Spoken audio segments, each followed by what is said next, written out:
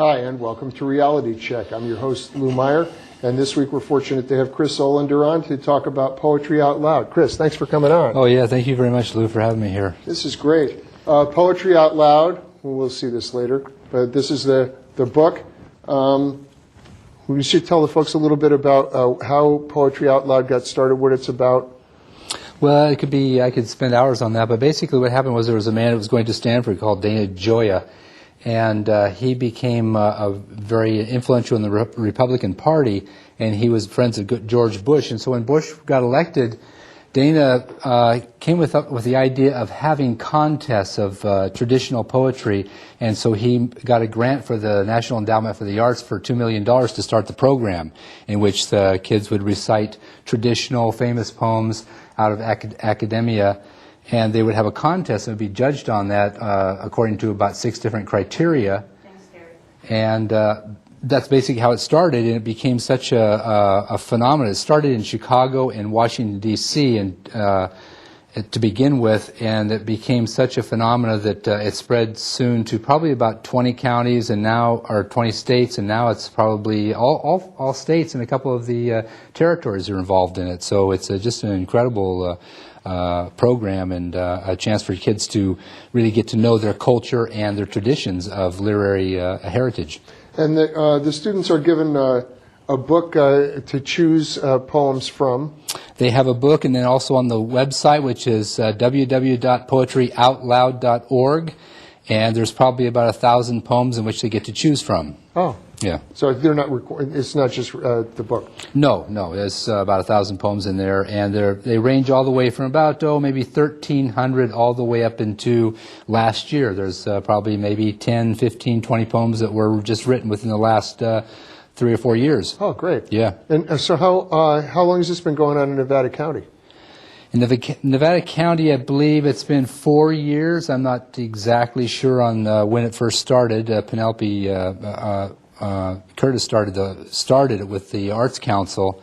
So I think it's been 4 years. I've been involved with it here for 3 years. Yeah, my participation started last year, and you were the MC then, and you'll be the MC this year again. Right. Is that correct? Right. Yeah. Now, so what kind of preparation would they do? They're not allowed to read the poem, right? They have to perform it from memory. They have to perform it from memory, which is called resuscitation. And they have to go to the website, and they pick for the school itself. It's kind of a graduated contest structure in which they have a class participation, they have a school contest, and they have a county contest, a state contest, and then also the national contest. And so for the class, they just need 1 poem. For the county, they have to memorize 2 poems, and for the state, they have to memorize 3. And there is a requirement in which one of the poems has to be before 1900, 1 poem has to be 25 lines or less, but you can combine both those requirements in 1 poem.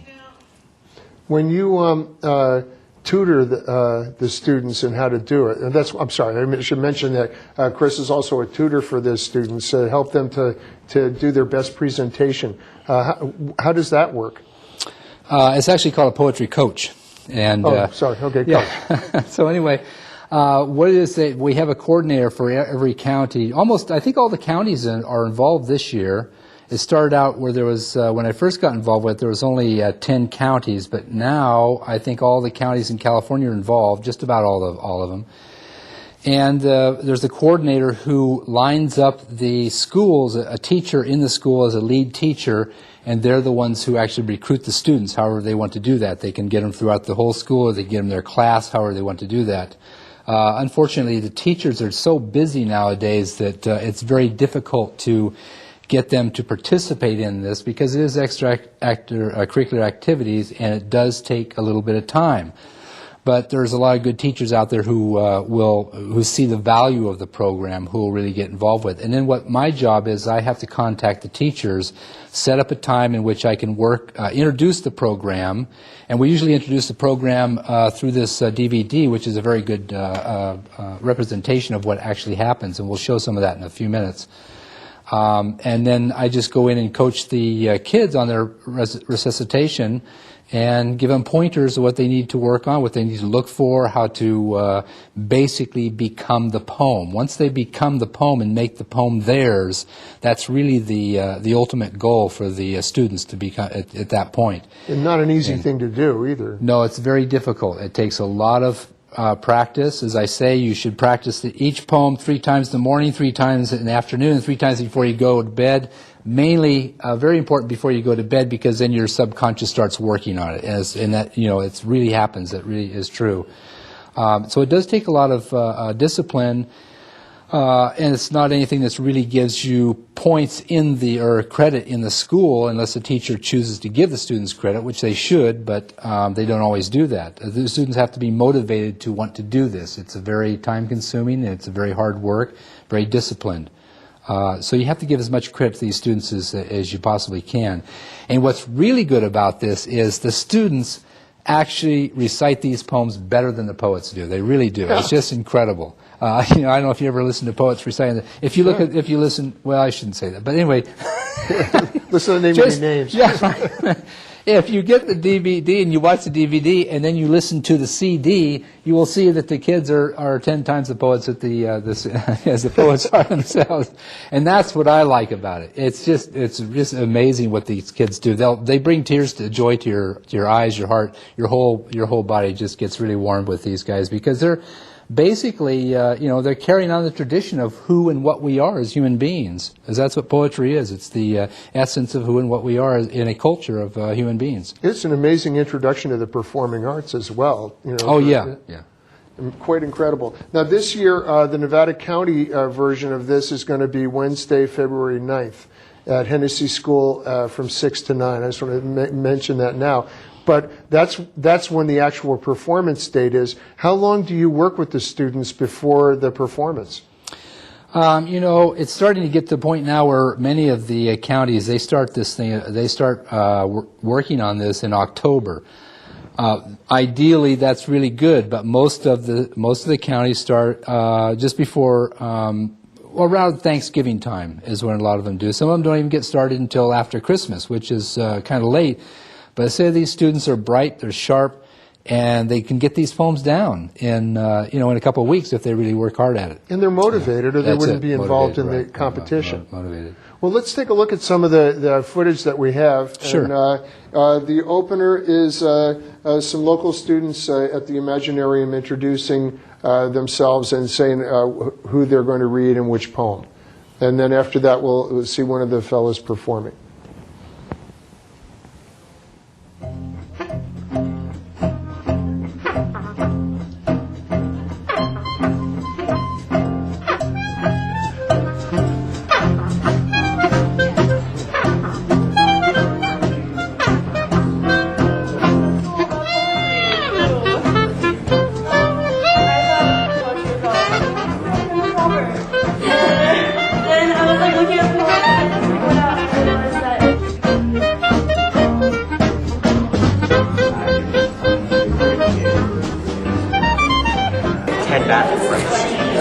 They didn't give it to me.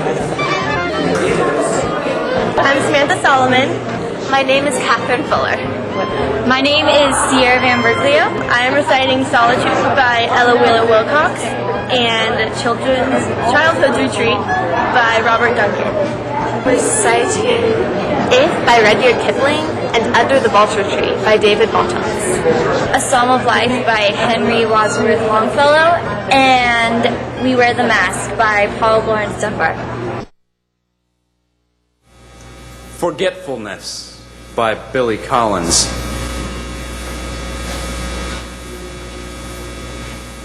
The name of the author is the first to go, followed obediently by the title, the plot, the heartbreaking conclusion, the entire novel, which suddenly becomes one that you have never read, never even heard of, as if one by one the memories you used to harbor decided to retire to the southern hemisphere of the brain, to a remote fishing village where there are no phones.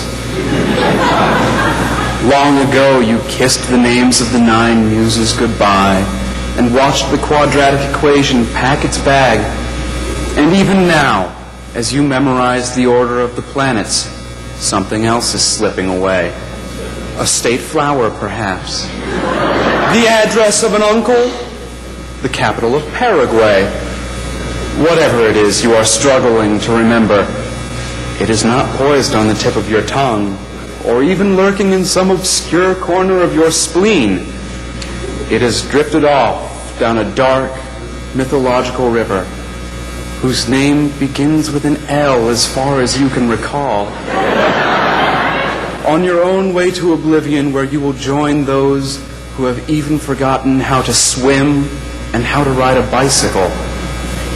No wonder you rise in the middle of the night to look up the date of a famous battle in a book on war.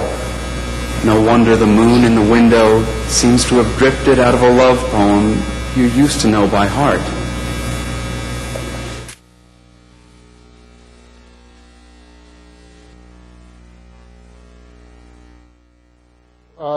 That fellow he was pretty funny. Jackson Hill. Yeah. Now, do you know anything about him? Not a lot, but he did win the national championship. I believe it was 3 years ago or 4 years ago, and he basically won on comedy. He had another poem that he read as well, which is by Jonathan Swift, called A Satirical Elegy on the Death of a Late Famous General, which is absolutely hilarious. But he's got a real good sense of comedy. If you watch that and you watch him play the audience, once he realizes that he's got the audience, get him to laugh, and he's got the audience on his side, then he really works it. He uses the pauses to let the audience kind of grasp what's going on. But when the audience starts laughing, he doesn't let them laugh all the way through. He cuts them off and starts going again, so that he gives them just enough to laugh, and then he keeps it going again. And he uses his one of the, well, there's 6 criteria that which they judge him on, but one of the things he does there is, you see, he starts out with his hands folded, and then the first laugh, then all of a sudden he starts using his hands a little bit. He doesn't have a lot of gesturing, but he has just enough to make himself at ease and relaxed with it. But all of his really character of the poem is brought out by his facial features, his smiling, the way he looks from back and forth to the audience, and also as well his appearance. He seems like the everyday kid next door. Yeah. He's got his hair kind of down over his forehead. He looks kind of young and sprite, but he's very bright, and he really knows what he's doing with his audience. His timing was excellent. Timing, yes, and very good. And his delivery, yeah. And it's smooth, too. Very smooth. You don't get the feeling he memorized something. You get the feeling he's giving you a story. He's giving a story right out of his own heart that he experienced himself. And it's one of the other things that was really good about the poem is the common experience. And it's not so much, the young don't really experience that too much. It's us guys at our age, we start seeing those things slip away so we can really identify with it, and that's what really becomes humorous. And Billy Collins is known for his humor in his poetry anyway. So it was a really good pick for Jackson to use that poem. He sure did a great job with that. So since you mentioned the criteria under which they're judged, can you talk a little bit about that? Sure. This is the book that is passed out to all the teachers. It's called the Poetry Out Loud Handbook, and we have six categories here. The first one is physical presence. What do you look like? Do you have ripped clothes? Do you have rings all over your face? Are you distorted in any way? Are you slouched down? Are you rocking back and forth? One of the things that was interesting about Jackson, you could see him move just a little bit back and forth, but he wasn't really doing it to any set rhythm. He was doing it to address the audience. He would move his shoulders maybe this way and then a little bit over this way so that he was including the entire audience. So that comes a little bit of the physical presence. What do you look like when you're up there? The next one is the voice and articulation. How fast are you saying this? Are you saying this so fast that the words run together that the people cannot think about what's going in between there? And one of the most important things you need to know about reciting these poems is the sense of pause. The pause is the most important part of the poem. The words are there as a a sound as in music, but you have to have the pauses there in order to the audience to allow the audience to really understand, to catch what you're saying, and they can react to you, they can identify with you, can emphasize with you, and then you move on. So the articulation is very good there because you have to pronounce the words very smoothly and very clearly so that you understand the meaning of them. And then the next one is the dramatic appropriateness, and we talked about that a little bit earlier. He could have been waving his arms and going this way and that way, and that gets a little bit distracting. And so you want to have the dramatic appropriateness in it so that you have some sense of a theater that's going on inside your head. If you've got the theater going on inside your head of the poem, what's happening in the poem, you will be able to convey that through your words and through your posture and gesturing. That's very important. That's probably one of the most important things there is the dramatic appropriateness, is how far is it. There's a fine line between each one of these criteria. Can you tell me what, I seem to remember they're only allowed to do a certain amount of gesturing. They can't be dancing around or using props or anything. No, like you don't want to really get into dancing up there. I'm exaggerating slightly, Yeah, but right. you know what I mean. It's like Yeah, they yeah, hit. well, yeah, but you've got this space here, you've got this microphone here, so you can't really get over here or you're going to lose your words. Right. You have to be, remember, you're speaking right into here, and if you start gesturing too much, you're going to be having the people look at your gesturing, and it's very difficult to see what's going on, and also with your mouth and the words and the articulation. So you have it's a distraction from what it is. And as they say, this is not theater, but it is theater. But it is, yeah. It's a paradox, that paradoxical situation in which there's a very fine line that you have to ride in order to make this work. Okay. And so the level of difficulty is an easy poem. When you saw at the very beginning there, one of the young women who was said she's going to recite the poem, The Mask. Well, The Mask has been recited by everyone. Everyone knows that poem. It's too much. They don't want to hear it again. Oh. And if you hear it 2 or 3 times, then it's no good anymore. It's a small poem. You need to have a little bit of substance in the poem. There's not a lot of depth. There's not a lot of depth in it. So you have to have a poem that's somewhat difficult but also accessible. And well, there again, how far are you going to be able to interpret this poem to make it connect to your audience? Okay. So the next one is evidence of understanding. Do you know all the nuances, all the emotional inflections of what the poem is saying? Do you understand every word that's in there?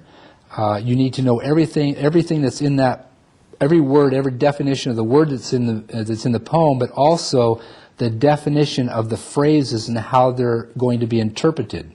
That's why you have to make the poem your poem. You can't say this is somebody else's poem. This is my poem. Now I've memorized it. I've recited it. It's my poem. And then the sixth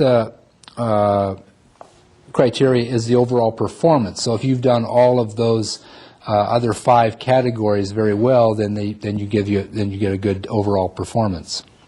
So that's basically the evaluations. Yeah, you can see that.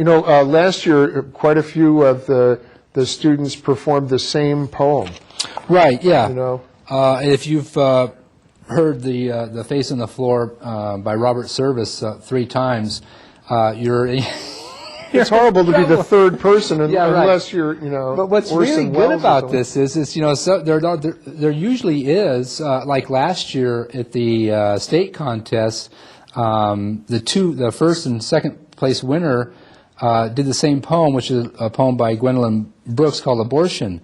But each girl did it a little bit different, and they have their own take on it. And that's what's really amazing about these poems. If they both have the same poem, that each person can do it a little bit different and make it a totally different meaning, a sense of what the poem is by their own personal involvement or their own personal awareness of what the poem is. It's interesting. Yeah. Well, and there are a number of schools up here. But so if, say, 3 or 4 students from the same school are going to participate in the competition, do they go around with each other and say, and watch each other do their performance, or or do you encourage them to make sure they pick 4 different poems, or what? Well, basically, I let the students pick their own poems. The first 2 poems, I pretty much let them pick their own 2 poems, because, you know, it's their show. It's all about the students. You know, I don't want to put myself in there, because if I said, hey, this is a good poem, you're going to use this poem, and if they don't do it, they say, oh, well, you told me to do that poem. You know, you know, then all of a sudden you get into that problem, and that's a They blame their success or failure on you. Success on themselves, failure on you. So yeah, it's really good for them to do it. But you know, if I have a student who's a county winner, if she comes in first place, I will suggest. I have a list of about 30 to 50 poems. I suggest to them, I say, look, here's a list.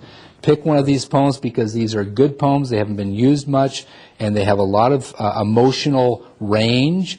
It has sorrow in it, has happiness in it, has boredom in it, has anger in it, it has loneliness in it. All the emotional range is really what you want to get in a poem. How many different emotions do you have there, and how do they change? And where are they going with their emotions in each one of them? So that's about all of my involvement in choosing a poem for them. This is great. Now we have another one, Sophia Elena Soberon, a young woman who's reading some poetry, or not reading, performing. Right. This is a really good poem, because it came up since we are having a changing of demographic is it, or ethnic change in California here. She chose a poem which is a bilingual poem, which is very good, because it talks about the relationship between the old traditional standard of the parent generation and the new generation coming up in a multicultural and very open environment. And so it's a kind of a conflicting poem between the daughter and what she wants to do, and her father in what he thinks should be done. And it's a beautiful poem, and so we should look at it. Yeah, let's take a look at that one. It does, doesn't it? Bilingual, bilingüe, Barrina Espiat. My father liked them separate. One there, one here. Allá y aquí.